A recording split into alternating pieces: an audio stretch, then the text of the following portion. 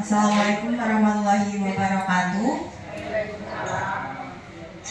Selamat pagi Bapak Ibu semuanya. Udah ada suaranya ini, tidak semangat. Sudah sarapan atau belum? Masa? Ya, apa kabar semuanya? Baik ya. Jadi perkenalkan, saya di sini Sukma. Nanti selama 30 menit ke depan kita akan berbagi informasi mengenai perawatan kaki dan senam kaki diabetik. Nah, nanti selama 30 menit itu kita akan sharing bareng-bareng. Nanti yang ngomong tidak hanya saya, tapi panjenengan semua juga harus ikut ngomong, harus ikut berpartisipasi, ngaten nggih. Jadi nanti kita akan mulai untuk Penkesnya hari ini pendidikan kesehatan dengan tema perawatan kaki dan senam kaki diabetik. Sebelum saya mulai ke pendidikan kesehatannya, saya ingin bertanya dulu kepada Bapak Ibu mengenai apa sih diabetes mellitus itu? Ada yang tahu Pak Bu? Bisa angkat tangannya? Nanti ikut berpendapat. Menurut jenengan itu diabetes mellitus apa sih? Sakit gula. Ada lagi pendapat lainnya? Tadi dari Ibu siapa? Ibu Titi. Ibu Titi berpendapat bahwa diabetes mellitus itu adalah penyakit gula. Ada pendapat lain?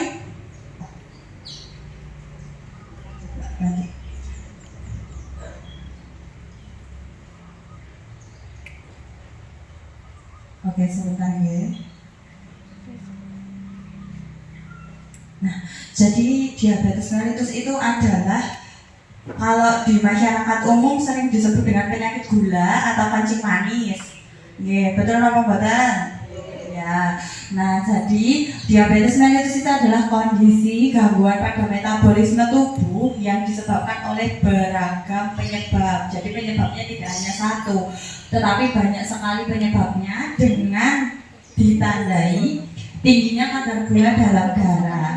Nah, kemudian diabetes mellitus ini di Indonesia termasuk penyakit yang populer, terkenal gitu. Karena apa?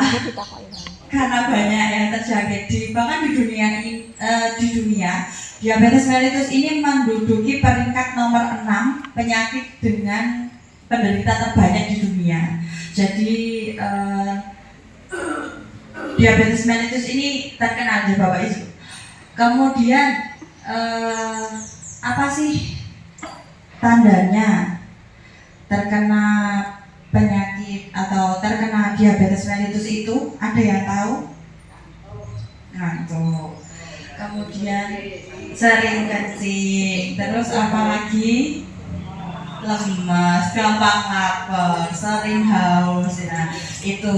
Kemudian gimana cara mengetahui kita itu ada diabetes mellitusnya? Caranya dengan dicek gula darah. Berapa nilai normalnya Bapak Ibu untuk gula darah puasa? 115, 110. Ada lagi yang mau berpendapat? Gula darah puasa dikatakan normal ketika nilainya berapa? 115. Ada lagi? 100 kurang. Nah, ibu siapa tadi namanya? Ibu Walinem. Jadi jawaban dari Ibu Walinem itu benar banget ya. Gula darah puasa itu dikatakan normal ketika nilainya itu di bawah 100. Kemudian ada lagi pengecekan gula darah sewaktu. Nilainya berapa? Di bawah 200 ya. Betul. Jadi kalau nilainya di atas, apa yang harus kita lakukan? Diet pengontrolan gula darah, olahraga ya.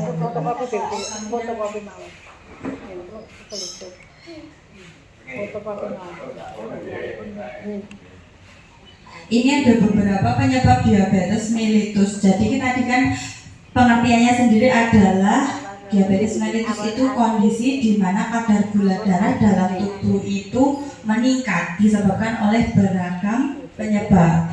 Nah, penyebab itu dibagi menjadi dua. Ada yang bisa diubah dan tidak bisa diubah. Kalau yang tidak bisa diubah itu adalah faktor genetik. Apa itu faktor genetik? Ada yang tahu Bapak Ibu? Keturunan. Maksudnya keturunan itu gimana? Apa yang lebih beresiko gitu kan? Kalau kedua orang tua itu salah satunya sudah memiliki riwayat penyakit diabetes mellitus, maka resiko anaknya terkena diabetes mellitus itu lebih tinggi. Begitu. Nah, untuk penurunannya itu nyilang. Kalau yang terkena itu ke orang tua laki-laki, maka resiko yang lebih tinggi terkena diabetes atau memiliki keturunan terkena diabetes adalah anak perempuan. Begitu juga sebaliknya. Kalau yang terkena orang tua perempuan yang resikonya lebih tinggi itu anak perempuan. Tapi tidak menutup kemungkinan juga kalau yang terjamin itu orang tua laki-laki, yang terkena anak laki-laki juga bisa. Tergantung dari penyebab lain. Yang kedua adalah gaya hidup yang tidak sehat. Contohnya apa Bapak Ibu? Contohnya apa gaya hidup yang tidak sehat? Suka merokok, alkohol, kemudian apa lagi? Sering makan makanan yang kurang sehat, siap saji, apalagi dengan kandungan gula yang tinggi. Makanan-makanan kemasan itu biasanya kadar gulanya lebih tinggi dari makanan-makanan yang kita konsumsi ketika dibuat sendiri. Kemudian kurangnya aktivitas fisik seperti berolahraga, kemudian contoh olahraga yang mudah dilakukan apa Bu? Bahkan jenengan nyapu di rumah di depan rumah nyapu sambil ngobrol sama tetangganya itu juga termasuk olahraga. Jadi olahraga itu tidak harus yang berat-berat, tidak harus lari keliling kampung, tidak harus seperti itu. Kemudian yang ketiga adalah kelainan atau gangguan pada fungsi pankreas. Ada yang tahu Bapak Ibu pankreas itu apa sih?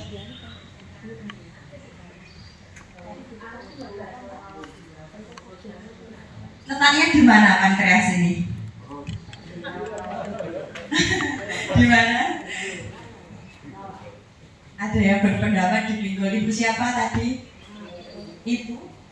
Ibu Eri berpendapatnya di pinggul. Kalau ibu namanya siapa? Ibu Sri. Di bagian mana Bu? Oh, perut atas kalau dari Ibu Sri. Oh, nempel di hati. Ibu siapa ini namanya? Ibu Sri Rahayu. Jadi jawaban Ibu Sri Rahayu itu paling tepat. Jadi pankreas itu berada di bagian perut kanan atas nempel di hati. Ini kecil banget. Pankreas itu kecil tapi dia sangat berpengaruh di tubuh kita. Fungsi pankreas itu adalah menghasilkan hormon, menghasilkan zat yang namanya insulin. Insulin itu yang berfungsi untuk mengatur gula darah dalam tubuh. Jadi kalau ada kelainan atau gangguan pada fungsi pankreas, kemungkinan resiko terkena diabetes itu lebih tinggi, lebih besar gitu. Kemudian yang keempat, merokok. Nah ini bapak-bapak ini dulu mudanya merokok atau tidak? Atau bahkan sekarang masih ada yang merokok? Kok diem aja ini bapak-bapak, gimana suaranya? Malu-malu ya. Ada yang merokok, masih merokok? Oh tidak, sudah tidak ya. Berarti waktu muda dulu merokok tidak Pak? Merokok, banter mboten merokoknya. Sehari bisa berapa bungkus? 2 bungkus. Nah itu. Nah kemudian yang kelima, konsumsi obat-obatan tertentu dalam jangka panjang, apalagi tanpa adanya indikasi dari dokter, itu juga bisa meningkatkan kerja pankreas dan lain sebagainya. Kemudian yang keenam, gangguan hormonal. Apa contohnya Bu, gangguan hormonal?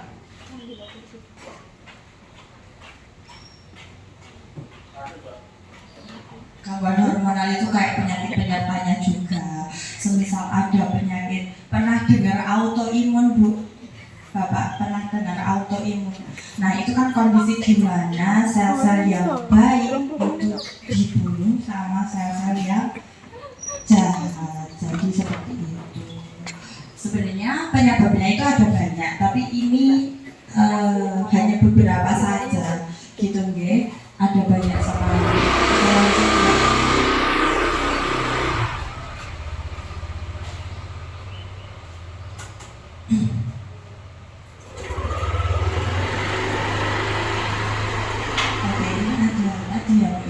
Gejala, ada penyebab, ada gejala, ada sebab, ada akibatnya ya. Nah gejalanya apa aja? Untuk mendeteksi itu biasanya ada 3. Yang paling utama itu namanya 3S. Apa Bapak Ibu? 3S. Kalau di bahasa medis kan 3P. Kalau ini untuk jenang 3S. Apa 3S? S3. Nah ini mungkin gak terlalu kelihatan deh Bu. Yang pertama gejala umumnya, gejala utama, gejala klasik yang pasti dirasakan ketika gula darahnya tinggi. Itu yang pertama adalah sering kencing. Ya benar banget, sering kencing. Karena apa? Kok bisa? Kenapa? Pernah berpikir gak Bu? Kenapa ya kok ketika gula darah kita tinggi, kenapa kok kita jadi sering pipis? Pernah berpikir gitu enggak? Pernah cari jawabannya enggak? Penyebabnya sebenarnya apa sih gitu? Pernah berpikir enggak? Atau emang ya udahlah namanya diabetes ya gini gejalanya, atau sampai jenengan cari sering kencing itu disebabkan karena apa? Atau memang sudah berpendapat oh kalau diabetes ya sering kencing gitu kan.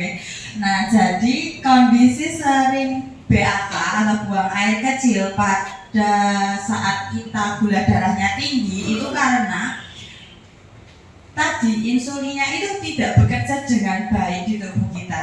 Jadi ada penumpukan gula darah di pembuluh darah. Nah kemudian yang kerja keras siapa? Yang kerja keras itu ginjal. Yang kerja keras ginjal berusaha sebanyak-banyaknya untuk mengeluarkan gula darah itu melalui air mani, air kencing. Nah kemudian makanya kencingnya pada orang-orang yang gula darahnya tinggi itu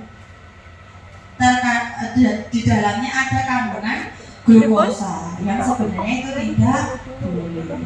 Makanya diabetes mellitus itu juga sering disebut dengan penyakit kencing manis. Oke, yang kedua adalah sering apa Bapak Ibu? Sering lapar. Karena apa? Karena di dalam tubuhnya sudah banyak gulanya, maka metabolisme semakin cepat. Rasanya lapar, terus lapar, udah makan banyak tapi kok aku lapar lagi. ya lapar lagi gitu ya. Jadi kalau ada tanda seperti itu harus diwaspadai. Kemudian yang ketiga adalah sering haus. Selain sering haus, selain sering lapar, kita juga sering merasakan haus. Bapak Ibu di sini juga merasakan seperti itu tidak? Iya. Merasakan. Awal-awal dulu juga seperti itu. Ya. Kemudian itu adalah 3 tanda utamanya. Apa tadi Bapak Ibu? Yang pertama tandanya tadi apa gejalanya? Sering kencing. Yang kedua haus. Yang ketiga sering lapar. Kemudian kita membahas gejala tambahannya. Ya, di beberapa orang itu kalau terkena diabetes, berat badannya itu semakin menurun. Padahal kerasanya lapar terus, makan terus, tapi berat badannya tidak naik, tapi justru turun, gitu ya. Yang kedua, kesemutan, apalagi di bagian kaki dan tangan, terutama di kaki. Dia apa betul? Kakinya kebas-kebas, kesemutan, gitu, duduk sedikit, ketemu sedikit, kesemutan, duduk terus kalau berdiri sedikit, jarang untuk berpindah posisi, sering kesemutan. Kemudian untuk yang perempuan biasanya adanya gatal-gatal di bagian tidak hanya di area kepala saja, tapi biasanya di area lipatan tubuh, seperti di lipatan lutut belakang, ketiak, mata J. Kemudian ada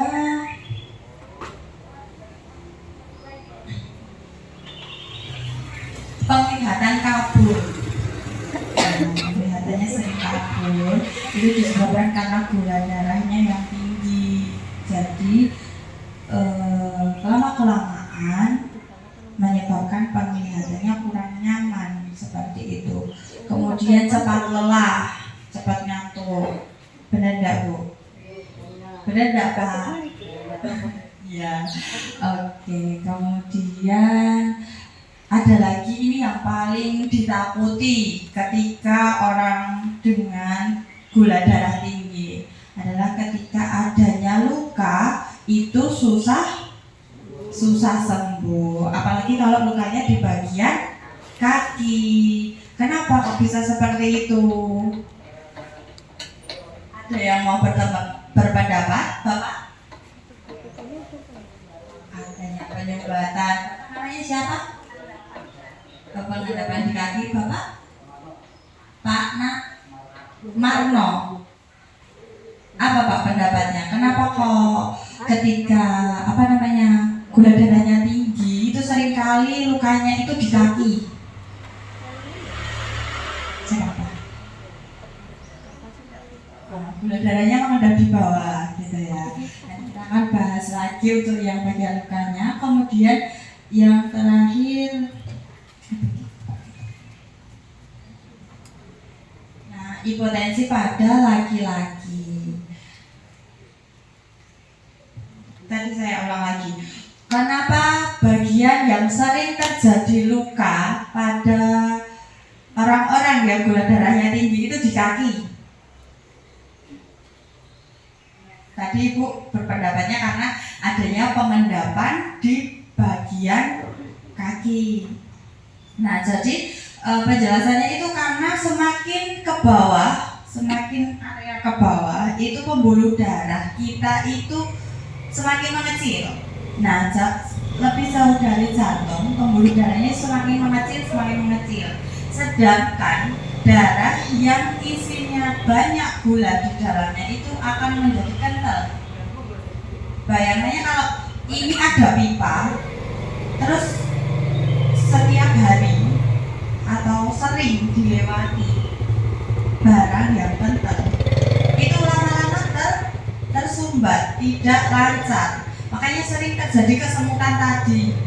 Kemudian kakinya jadi kurang sensitif. Kadang kalau kesandung nopo mboten krasa, kadang ada yang digigit semut ndak kerasa gitu nggih. Ada yang sampai kayak gitu ndak Bu, Pak? Jangan sampai nggih. Jangan sampai. Oke. Lanjut Pak. Nah, ini cara pencegahan terjadinya komplikasi diabetes mellitus.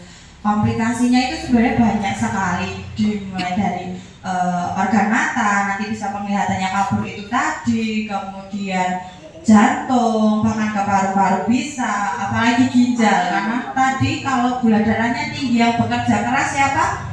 Ginjal. Maka perpanjangan dari penyakit diabetes itu tidak jauh-jauh dari ginjalnya yang terganggu juga. Yang pertama, cara pencegahannya dengan mengubah pola hidup sehat, pola makan yang lebih sehat. Itu caranya gimana?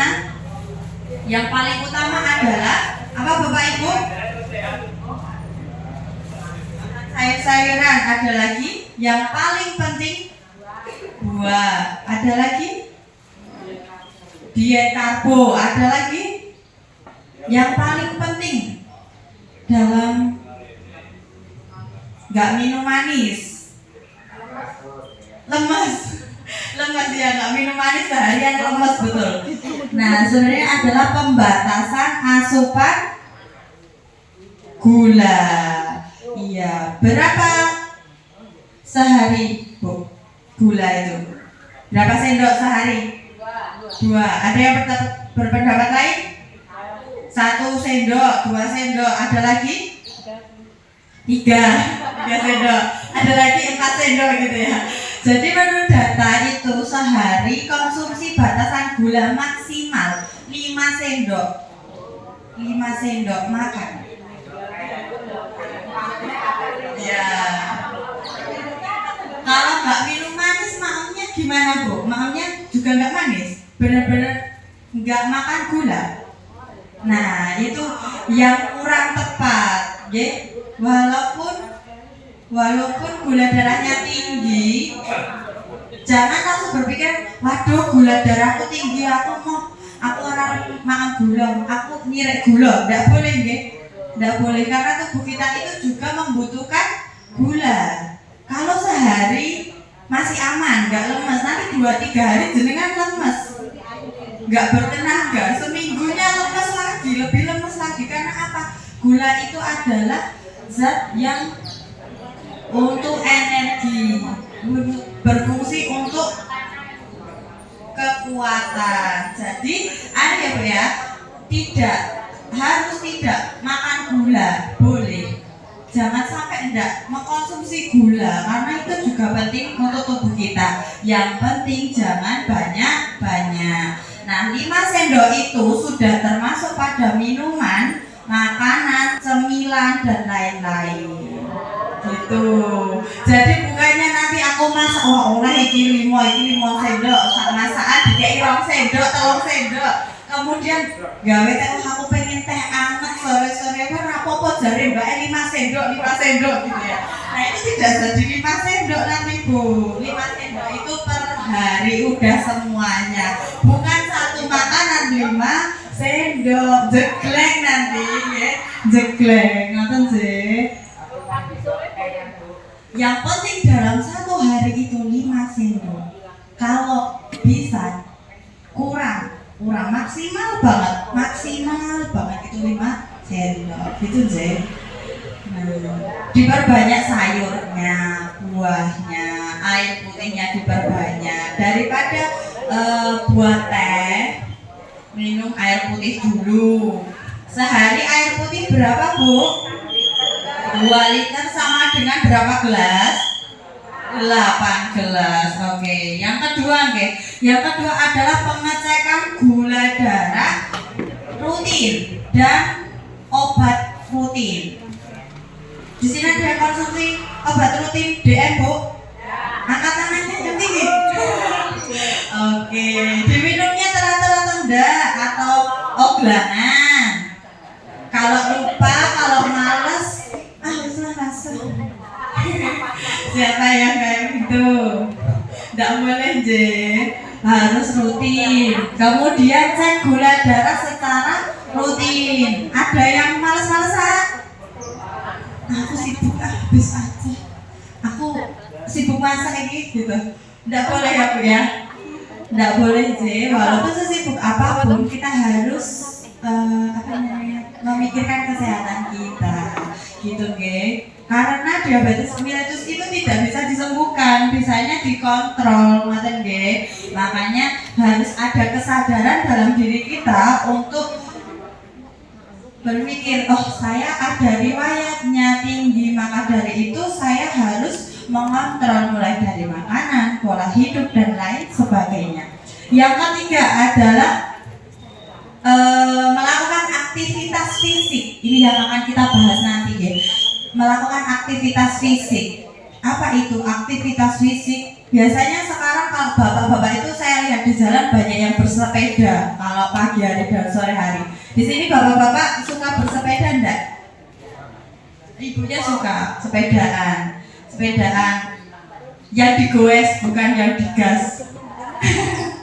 Iya, kemudian ada senam. Ini semuanya ikut senam guys. Senam setiap hari Jumat. Nah, ini seminggu sekali juga lumayan nih buat selain biar keringetan badan lebih sehat gitu bersepeda. Kemudian ada yang berenang, ada. Kemudian apalagi Bu aktivitas fisik yang biasanya panjenengan lakukan Bapak Ibu biasanya lakukan? Jalan kaki biasanya pagi-pagi atau sore-sore? Pagi hari. Ada lagi? Renang, senam. Nah, ini nanti saya akan ajarkan enggak ajarkan sih Bu. Kita berbagi bersama aja deh. Jangan ajarkan kayaknya gimana gitu ya. Kita akan belajar bersama gitu ya. Mengenai bagaimana sih caranya aktivitas fisik yang bisa dilakukan sambil ngobrol nih sama suaminya, sambil ngobrol sama tetangganya, duduk-duduk bareng tapi masih bisa mengontrol atau melakukan aktivitas fisik sambil nonton TV bisa, sambil santai sore bisa gitu guys. Lanjut Mbak. Nah, ini yang kita harus perhatikan ketika gula darah tinggi pada tubuh kita adalah perawatan kaki, karena tadi ya pembuluh darahnya semakin ke bawah semakin kecil, semakin tinggi gula darahnya semakin ada sumbatan, resiko sumbatan, dan itu menyebabkan sensitivitas kaki itu berkurang. Apa yang harus dilakukan? Yang pertama, membersihkan kaki 2 kali sehari waktu mandi. Digosokin enggak Bu, Pak, kalau mandi? Atau yang atasnya toh, karena kaki enggak pernah gitu. Nah, kalau pas sholat, ya ibunya wudu. Nah, itu Pak wudu kakinya juga jangan cuma dikasih ke air gini ya Bu ya. Jangan cuma gitu aja. Tapi digosok. Ya kan di sela-selanya itu kita tidak tahu kotor atau tidak. Kemudian yang kedua dibersihkan, kemudian menggunakan lotion pelembab. Supaya apa? Supaya kakinya itu tidak kering. Kalau kakinya kering, pecah-pecah, risiko terjadinya luka itu lebih tinggi, lebih banyak. Kemudian cara menggunting kuku biasanya gimana Bu? Sampai ke pinggir-pinggirnya? Sampai kepok-kepok sampai sakit gitu nih kok. Kalau belum sakit belum mudah. Nanti ujung-ujungnya cangkemnya. Nah itu. Kalau guntingnya itu sesuai bentuknya aja Bu. Jadi atasnya, pinggir-pinggirnya enggak usah. Nanti itu kalau dipotong tubuhnya itu masuk ke dalam daging. Nah itu sakit. Bisa menyebabkan jantangan. Kalau jantangan nanti susah lagi. Kemudian pakai alas kaki. Kalau kemana-mana pakai alas kaki. Kenapa? Karena nanti kalau menghindari terjadinya ketika dengan pagi-pagi jalan-jalan, ternyata nggak kerasa tadi nginjek batu, terus luka, sakit gitu ya. Terus gimana pemilihan untuk alas kakinya? Yang baik itu yang gimana? Sing atos, sing apik, sing larang atau gimana Bu? Sing empuk, betul sing larang-larang ya. Sing penting empuk, sing penting nyaman. Dan harus diperhatikan, tidak boleh kebesaran dan tidak boleh kekecilan, apalagi untuk yang sepatu. Sepatu tidak boleh kekecilan, itu nanti gesek-gesek. Ada pergesekan, lama-lama sakit, lecet semua gitu ya. Kalau udah kesempitan ganti aja lah Bu ya, ganti aja gitu. Dan jangan terlalu kebesaran, kan nggak nyaman. Okay? Cari ukuran yang sesuai, kemudian cari bahannya yang empuk, yang nyaman. Kemudian ketika menggunakan sepatu, pastikan di dalamnya bersih dulu. Nanti tiba-tiba ada jarumnya di dalam, ada kerikilnya kemarin habis buat lari-lari nggak dibersihin gitu ya. Harus dicek dulu dalamnya udah bersih atau belum gitu. Kemudian pengecekan gula darah secara teratur. Kita langsung aja nyoba untuk yang kakinya ya, senam kakinya ya. Sudah pernah tahu? Oh. Sudah diajari berarti sudah tahu semuanya. Ada yang belum tahu? Oke, kita langsung coba ya Bu ya. Kita langsung coba. Ini ada 7 langkah nanti. Duduknya jenengan yang tegak dulu. Semuanya duduk tegak gitu ya. Kakinya di lantai semua. Oke, siapa ini yang tidak melakukan? Kakinya di bawah di lantai semua. Sudah? Sudah. Oke, kita lanjut untuk langkah yang kedua. Yang pertama, jari-jarinya diangkat dan diluruskan ke atas. Tapi kakinya tetap nempel di bawah. Tumitnya nempel. Jarinya aja yang diangkat sampai kerasa ketarik. Terus diangkat sini. Sudah semua sampai kerasa kayak ketarik Bu, Pak. Kerasa, kemudian diturunkan. Lagi. Nah, itu dilakukan selama 10 kali. 10 kali. Kemudian yang ketiga. Yang ketiga itu sama. Itu tumitnya bergantian dengan jarinya untuk tumpuan ke depan jarinya untuk tumpuan, tumitnya diangkat. Tumitnya diangkat. Oke, ada yang bingung? Nah, kemudian tumitnya untuk tumpuan. Oke, gitu terus deh sampai 10 kali. Kemudian langkah yang keempat. Langkah yang keempat diputar, tumitnya ke atas, jari-jarinya diputar. Putar 1, 2, kerasa ya Bu, bagian betisnya ketarik ya. Nah, itu diputar, muter bentuk O, huruf O. Oke, itu yang keempat. Yang kelima tumitnya yang diputar, yang untuk tumpuan jarinya. Oke, iya kebalikannya. Yang keenam itu kakinya diangkat satu-satu, berarti kalau dua-duanya susah.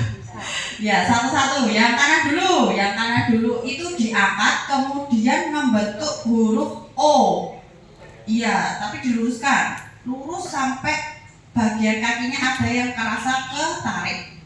Nah, diputar 10 kali. Begitu juga dengan kaki sebelah kiri. Dilakukan 10 kali. Kemudian langkah yang terakhir sama, itu ke depan dan ke belakang. Ke bawah, ya itu nanti bagian atas punggungnya itu ketarik. Kemudian sama bagian betisnya ketarik. Kerasa?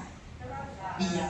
Jadi itu ada 7 langkah, sebenarnya banyak banget di YouTube, di Google itu banyak banget ya Bu ya.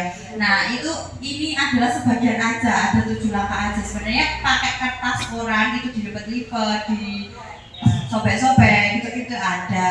Nah itu bisa dilakukan ketika jenengan baru santai-santai nih, sore-sore seperti itu. Tidak perlu banyak waktu, tidak perlu banyak alat, tidak. Yang penting kesadaran jenengan. Bisa dilakukan setiap hari secara konsisten untuk meningkatkan sensitivitas kaki dan resiko terjadinya luka itu lebih kecil. Matur sih. Sampun, itu aja dari saya. Semoga apa yang saya sampaikan tadi bisa bermanfaat untuk panjenengan semua. Ada salahnya saya mohon maaf, dan nanti harapan saya hari ini apa yang sudah kita sharing bersama bisa panjenengan tularkan ke tetangga terdekat, keluarga terdekat dan lain-lain. Semoga bermanfaat. Kurang lebihnya saya mohon maaf. Wassalamualaikum warahmatullahi wabarakatuh.